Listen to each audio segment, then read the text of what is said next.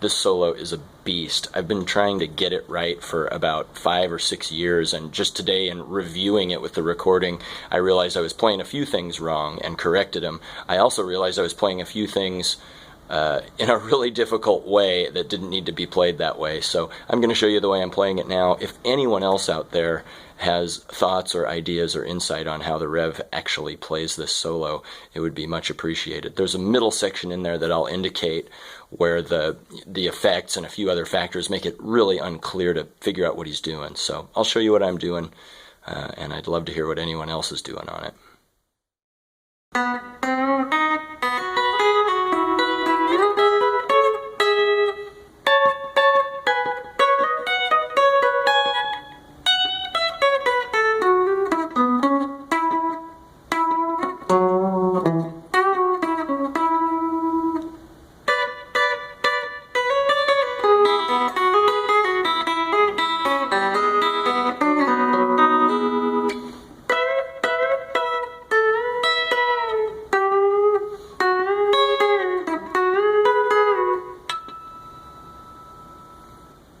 It's a little more powerful when you have some overdrive.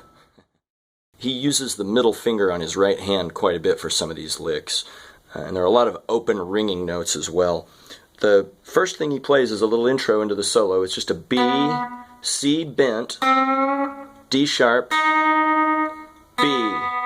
Then he hammers on to F sharp, plays this high B, then he's going to play this G sharp right here, pulling off to F sharp, this E, and then the high B again. That's that whole first lick. Let me do that slowly for you.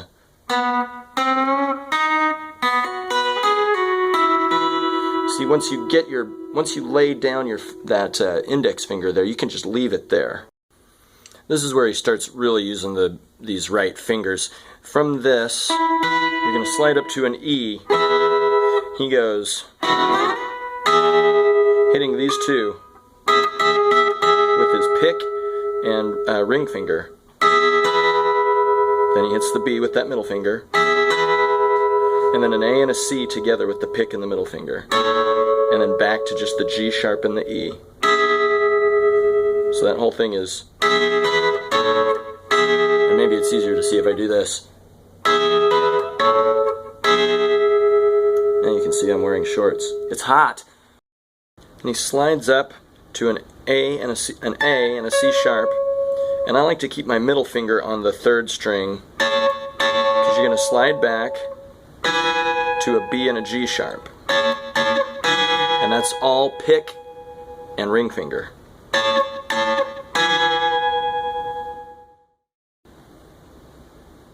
Now you've got to play a lick while this B is ringing out. You're going to strike the B again, but you're going to play this lick. As you can see, that B occurs again, so that's going to help the B keep ringing. Again, sounds like this when you play it with the ringing B. And it looks like that. It's a bit of a finger twister, but it sounds great. This next part you can just play all with a pick. It's just kind of a country blues thing. He starts with this F sharp, bending it just slightly.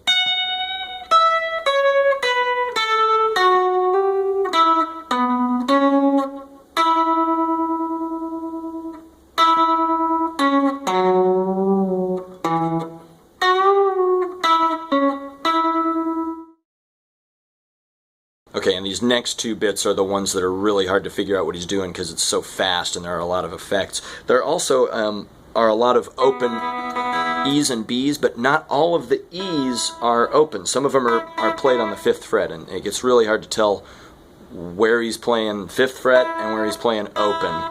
So here's what I think he's doing. B and D, just D, double stop. Then he hammers on to this C sharp, and it's really fast.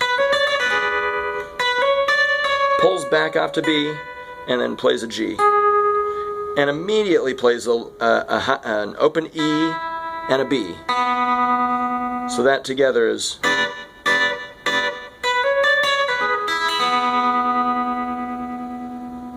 and this is the part where it gets really hard to tell which E he's playing. The next lick is really similar to the beginning. F sharp to G, to that high B, and then right back down.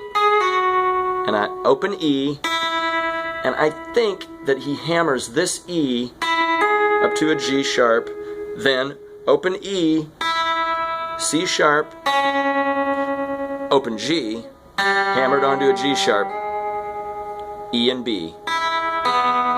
So all of that was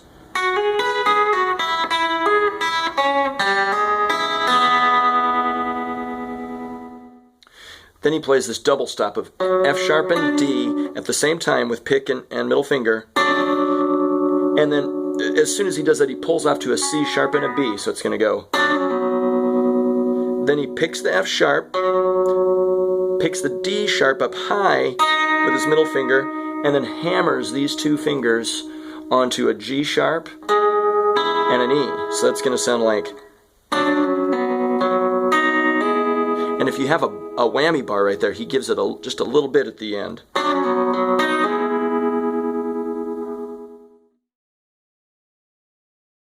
Now he finally plays something that's a little easier to figure out. High E and B, you're going to bend that B quickly up to a C sharp and then back down.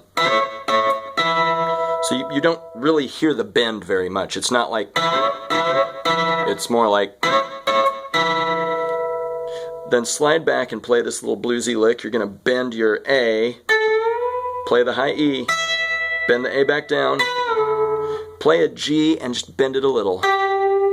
So all that together sounds like. Then he plays a couple of really similar licks, but this time he does let those bends happen slowly so you can really hear them happen.